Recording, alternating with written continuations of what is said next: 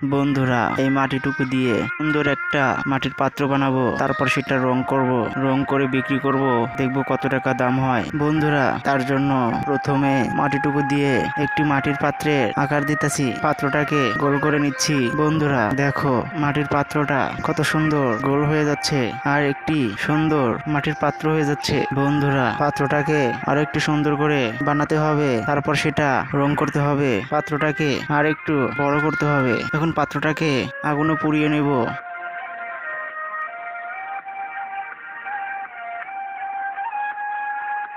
বন্ধুরা দেখো, পাত্রটা তো সুন্দর হয়ে গেছে আগুনে পুড়ে। এখন পাত্রটাকে ব্রাশ করে আরো ক্লিন করে নিব।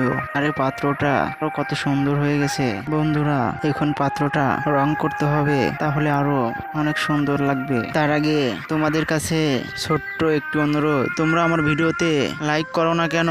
তোরা ভিডিওতে একটি লাইক এবং চ্যানেলটি সাবস্ক্রাইব করো, তাহলে তোমাদের জন্য নতুন নতুন ভিডিও নিয়ে আসতে পারবো।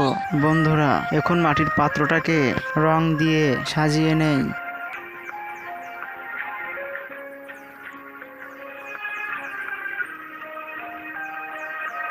বন্ধুরা দেখো, মাটির পাত্রটি এখন কত সুন্দর দেখাচ্ছে। বন্ধুরা, এই সুন্দর পাত্রটি এখন বিক্রি করব। বন্ধুরা দেখো, কত টাকা দাম দেয়।